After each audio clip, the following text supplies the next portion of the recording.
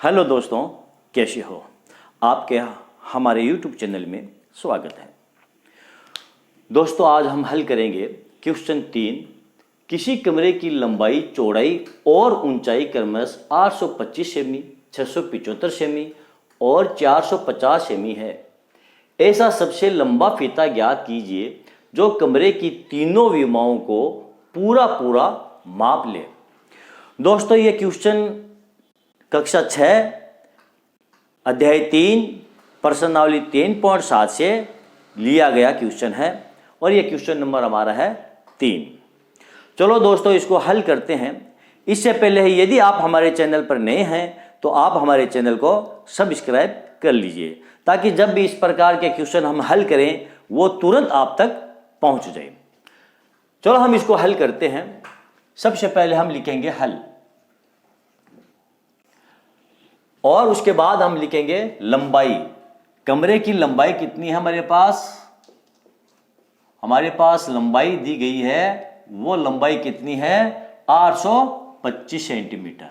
825 centimetre ये कमरे की लंबाई है। और चौड़ाई हमारे पास क्या दी गई है?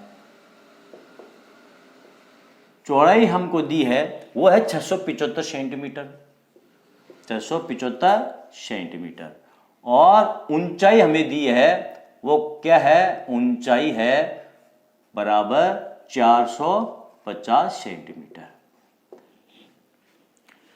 कमरे की लंबाई हमको परसेंट में दी गई है 825 सेंटीमीटर। कमरे की चौड़ाई हमको परसेंट में दी है वो है 675 सेंटीमीटर और ऊंचाई हमको दी है वो है 450 सेंटीमीटर। हमें क्या ज्ञात करना है? हमें ज्ञात करना है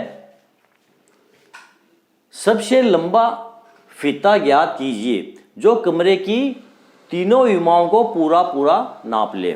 हमें सबसे बड़ा फीता ज्ञात करना है जो इन तीनों लंबाइयों को पूरा पूरा नाप ले। कौन, कैसे ज्ञात करेंगे?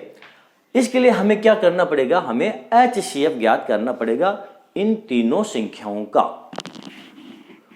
और HCF ज्ञात करने के लिए सबसे पहले हमें इन तीनों संख्याओं का अभाज्य गुणनखंड ज्ञात करना पड़ेगा। तो सबसे पहले हम 825 का अभाज्य गुणनखंड ज्ञात करते हैं। संख्या है 825, इसका हम अभाज्य गुणनखंड ज्ञात करेंगे। यह संख्या 3 से विभाजित हो जाएगी। कितनी मर्तबा? 2 मर्तबा, 6 और ये 7 मर्तबा और ये 5 मर्तबा। कैसे विभाजित हुई? यदि आप डायरेक्ट विभाजित नहीं कर सकते तो आप कॉपी के रफ साइड के अंदर 3 का 825 के अंदर आप भाग देकर देख लेना। जो भागफल आएगा उसको आपको यहां पर उतारना है। ठीक, विभाजित करेंगे अब हम 5 से। यह संख्या 5 से विभाजित हो जाएगी। ये 3 से विभाजित क्यों नहीं होगी? क्योंकि हम इन संख्याओं का जब योग देखते हैं तो इन संख्याओं का योग है 14 जो कि 3 से विभाजित नहीं है। 5 से विभाजित करेंगे तो ये कितनी मर्तबा? 5 मर्तबा और ये 5 मर्तबा। फिर इसे 5 से विभाजित करेंगे तो ये 11 मर्तबा। 11 से विभाजित करेंगे तो ये 1 मर्तबा। 825 के हमने अभाज्य गुणनखंड यहाँ पर प्राप्त कर लिए हैं। इसके बाद हम 675 के अभाज्य गुणनखंड ज्ञात करेंगे। इसे किससे विभाजित करेंगे? संख्या 3 से विभाजित करेंगे। 2 मर्तबा, फिर 2 मर्तबा और ये 5 मर्तबा। फिर इसे हम 3 से विभाजित करेंगे। कितनी मर्तबा? 7 मर्तबा और ये 5 मर्तबा। फिर इसे 3 से विभाजित करेंगे तो ये 25 मर्तबा विभाजित हो जाएगी। 5 से विभाजित करेंगे ये 5 मर्तबा और इसे 5 से विभाजित करेंगे ये 1 मर्तबा विभाजित हो जाएगी। अब संख्या हमारे पास दी गई है ऊंचाई, इसका हम अभाज्य गुणनखंड ज्ञात करेंगे। संख्या है हमारे पास ये 450, इसका अभाज्य गुणनखंड 2 से 225। फिर इसे हम 3 से विभाजित करेंगे तो कितनी मर्तबा? 7 3 21 और 5 3 15। फिर इसे हम 3 से विभाजित करेंगे तो कितनी मर्तबा? 25 मर्तबा विभाजित हो जाएगी। 5 से 5 मर्तबा विभाजित हो जाएगी और ये 1 मर्तबा विभाजित। तीनों संख्याओं के हमने अभाज्य गुणनखंड प्राप्त कर लिए हैं। अब ये जो अभाज्य गुणनखंड हमको इन तीनों संख्याओं के प्राप्त हुए हैं इनको हम यहाँ पर व्यवस्थित क्रम में लिखेंगे और उसे हम फिर HCF ज्ञात करेंगे। सबसे पहले संख्या 825, इसके अभाज्य गुणनखंड कौन कौन से हमने ज्ञात किए थे? वो थे हमारे पास 3 गुणा 5 गुणा 5 गुणा 11। ये संख्या 825 के अभाज्य गुणनखंड थे।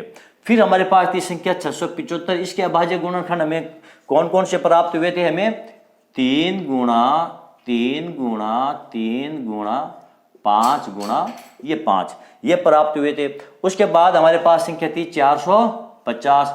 इसके अभाज्य गुणनखंड कौन कौन से हमें मिले थे? 2 गुणा 3 गुणा 3 गुणा 5 गुणा ये 5, ये तीनों संख्याओं के अभाज्य गुणनखंड है।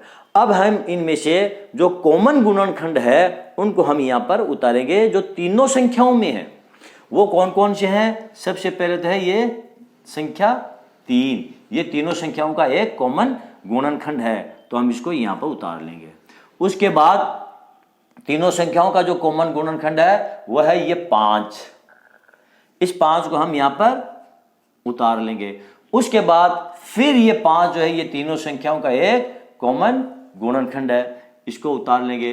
अब हम इसका गुणनफल ज्ञात करेंगे तो कितना आ जाएगा हमारे पास? 75 सेंटीमीटर। ये हमारा आंसर है। सबसे